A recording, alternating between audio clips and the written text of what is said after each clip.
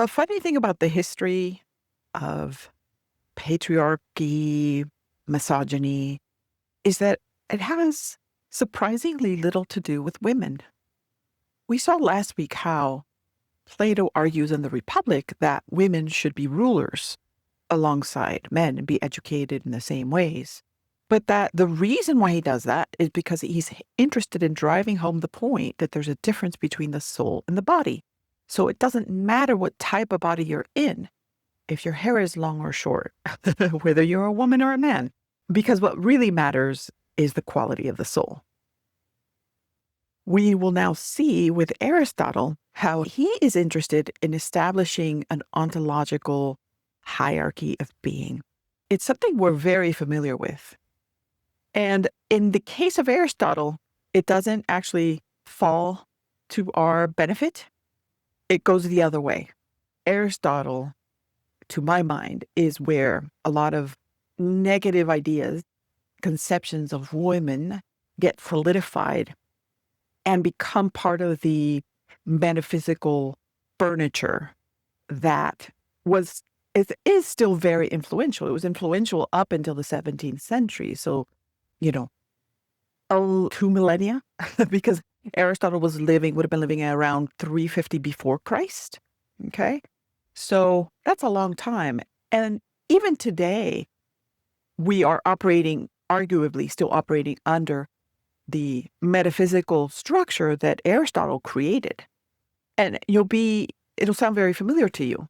It's something that we see still and reemerging within radical religious communities. So it is the hierarchy that you've seen with God at the top, then man is under God, then woman, then child, okay? Then you have animal, plant, and mineral. It's a hierarchy of being. That is what Aristotle establishes. And his interest really is in making man a special kind of animal because of man's rationality and akin to or most proximate to the gods. Now, he does this by stepping over women's bodies. Yeah. That is what's available to him as a stepping stool. So he does that. And that's how we end up with a lot of conceptions of women solidified into the kind of common sense architecture of the reality that we live in. So Aristotle was tremendously frustrating and tremendously important for understanding the fate of women so far. Aristotle radicalized me. He's the reason I'm a feminist philosopher, because as an undergraduate, I began studying his virtue ethics. In order to understand his virtue ethics in the Nicomachean Ethics, I had to understand everything else that was being brought to that moral picture, which includes metaphysical views and his ideas about biology. So in Aristotle, as Nancy Tuana shows us and details in great detail, she set this out in 3 categories. Aristotle creates this architecture across science, proto-science, because Aristotle's the first philosopher. He established some of the very first taxonomies. He had legions of students who would go out and collect specimens and bring them back. And then based on what they had assembled, they began to make schemas of the kinds of beings that populated this world. So he's the proto-scientist. Metaphysics, or ontology, is the study of being. So that is the hierarchy of being that we get. And then, of course, the moral part of things, or the ethical part of things. So to give it to you in a nutshell, it boils down to biology, okay?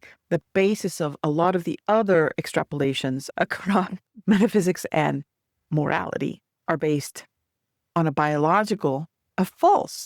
mistaken biological assessment of woman's nature. And this is what comes to be known as biological essentialism.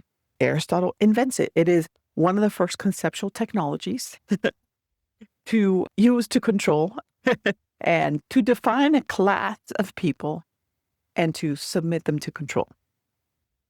Arguably. I'm not think that's the case, but there's lots of room for kind of thinking that through a little bit with more detail. So Aristotle believed that the ideal outcome for a human being, a fetus, is male. That the reason that you might end up with a female is if the womb of the mother is too cold and too wet. So the fetus is uncooked. And that is how you end up with a woman. That also means that woman is secondary to man in her capacities, especially her intellectual capacities, her capacities to reason. And she is deemed as irrational, much more prone to outbursts, as a liar, as having less of a hold on what justice is, which is very interesting, given my thinking a few weeks ago about the relationship between lying and justice. And because of all these things, also less morally capable, right? Not able to act on principle, but acting kind of in an animalistic way on instinct based on desires, not being able to rein in her desires through reason. So woman becomes all the things that man is not.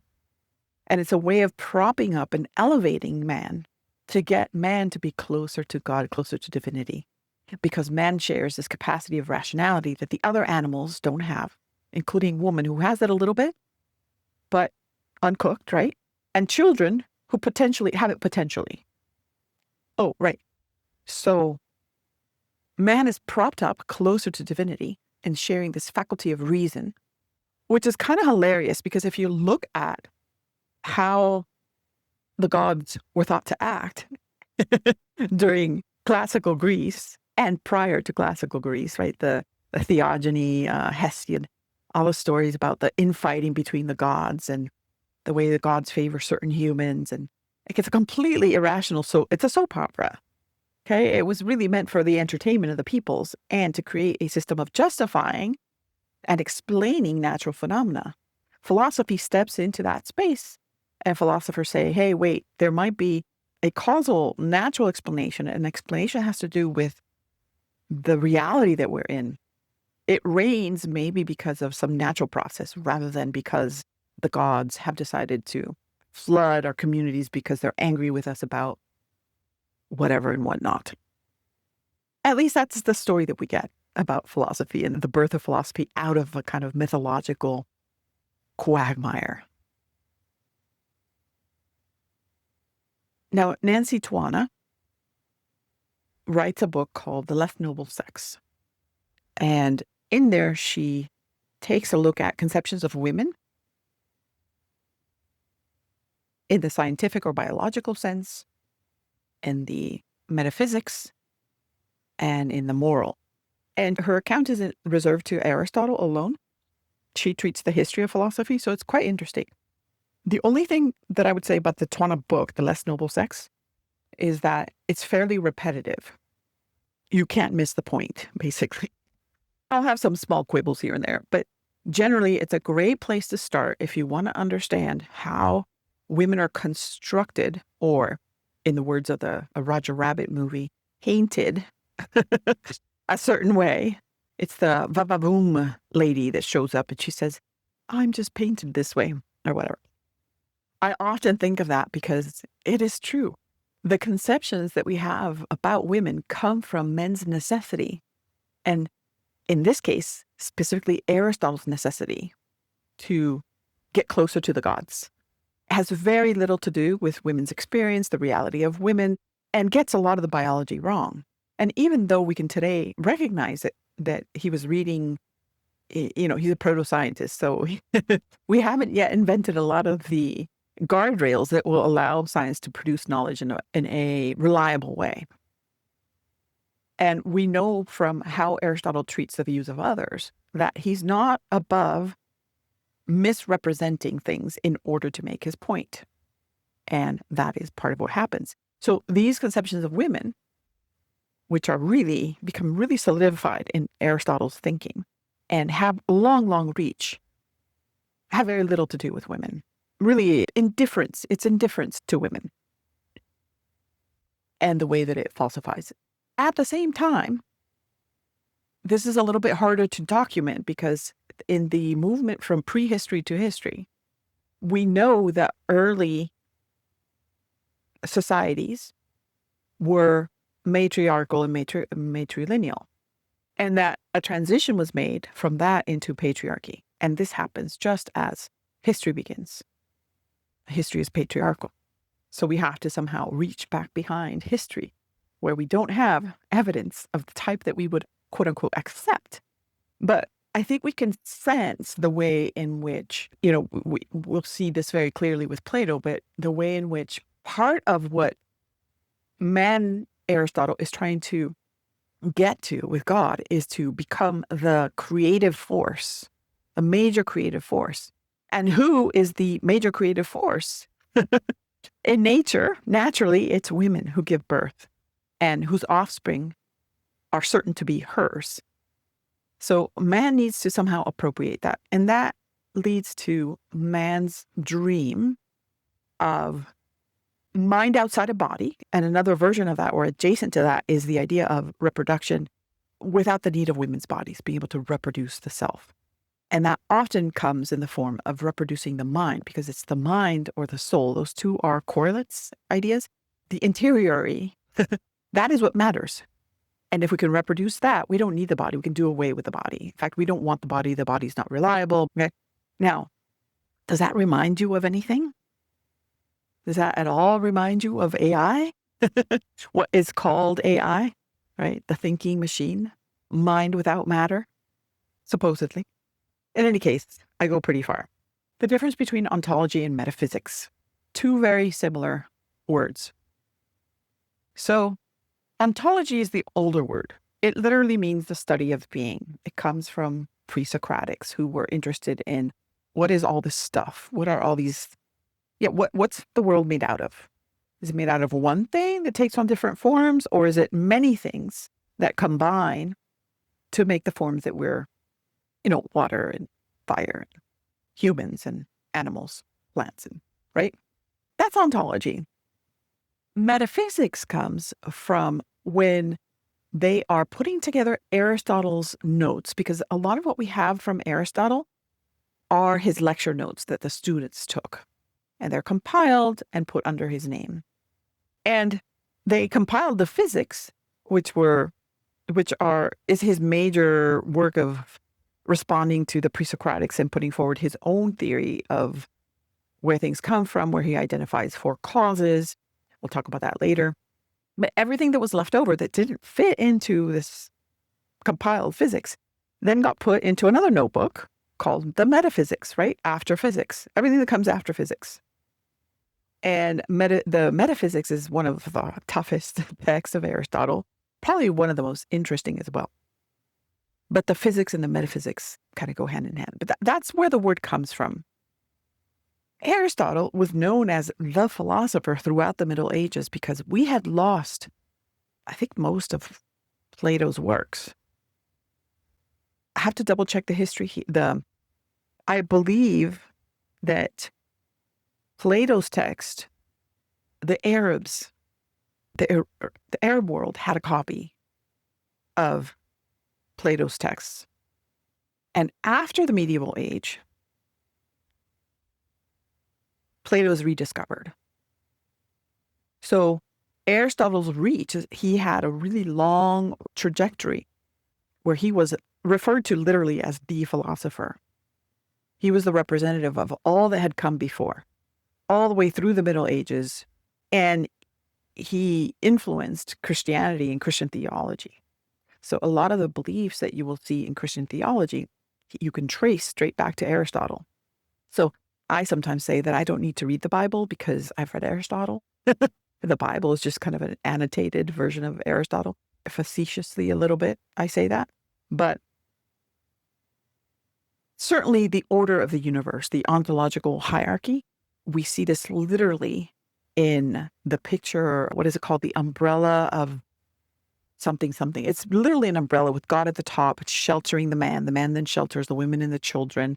And that's the order. So the man is held responsible for all the things that his quote unquote family does, including his woman, which is what justifies him disciplining all of them. including women, right? He's responsible in the eyes of God. That umbrella diagram, which is very popular with the Christian fundamentalist movement, is it is Aristotle's order of being. And yeah, you will recognize it, right? It's completely common sense. That's how things are organized, that's the hierarchy.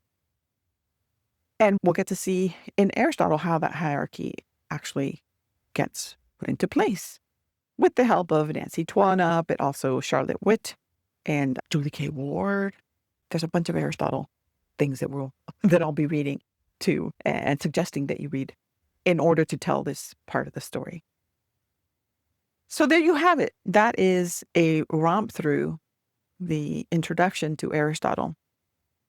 There's one more piece of it that I wanted to put into place. That's the history, but I have to go and get it because it's written over here and I'd rather read it. Since I'm not a historian, it's in my draft. I'm not a historian, and so I hope I didn't get this totally wrong. Well, I know it's not totally wrong, but hopefully this will be useful for understanding the starting point here for Aristotle.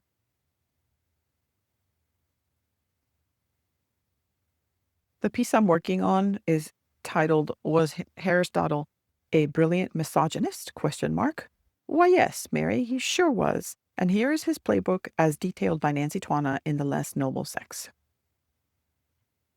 Okay, so we know that as Plato is writing, Athens lost the Peloponnesian War to Sparta. Sparta was another Greek state.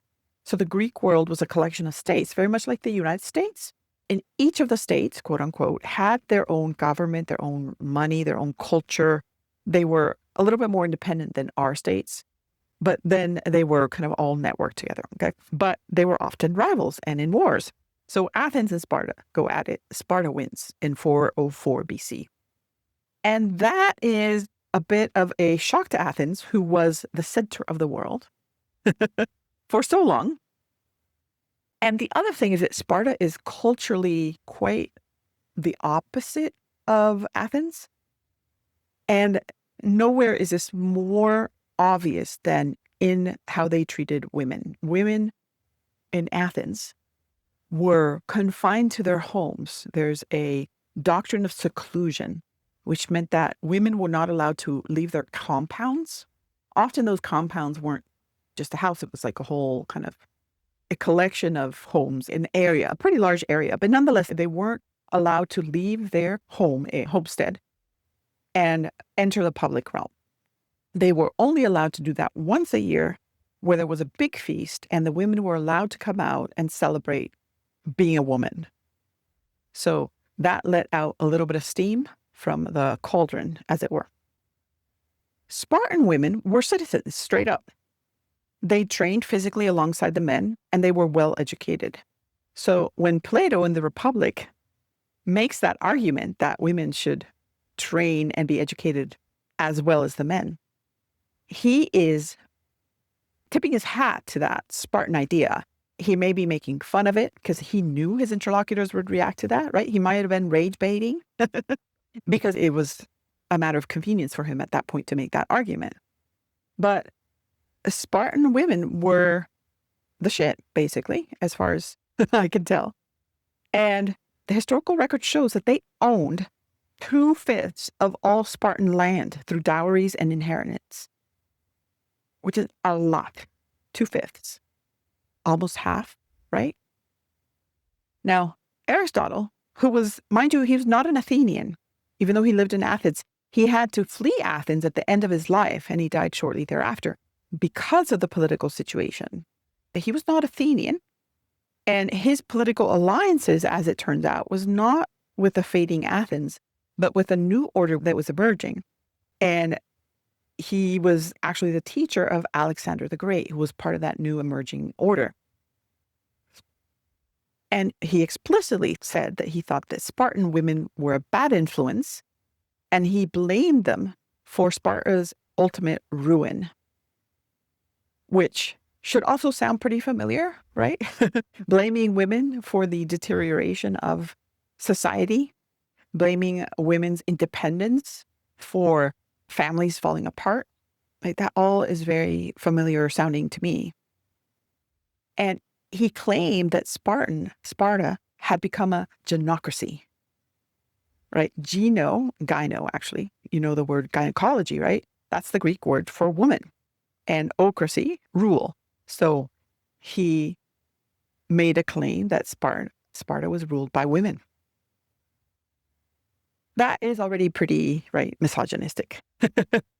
And the same Spartan institutions that Plato admired in the Republic, women's public roles and education, Aristotle criticizes and rejects. So it's speculation on my part, but we can imagine that Aristotle comes down really hard on the negative side of women's character attributes and possibilities. And he may do that because of a kind of anxiety over this Spartan model and the success of Sparta just prior to his lifetime. So he's landing at the end of this. About 60 years before he is born, Athens had passed a law which gave kind of a limited citizenship to women. The point of the law was to restrict who could become an Athenian citizen. You now had to have two parents who were citizens. So women had to be citizens in order to make that more rigorous thing. And they were trying to prevent, which was a common practice, of Athenian men marrying outside of rich foreigners in order to make that kinship bond with powerful rich people outside of Athens. But that, of course, opened Athens up to a kind of Sparta situation. So in any case, Aristotle may have been reacting to that. And I may also be anachronistically reading back into the Greek world a situation that is very familiar to us here today. By the way, it's an interesting project for a historian to take up if they would like to.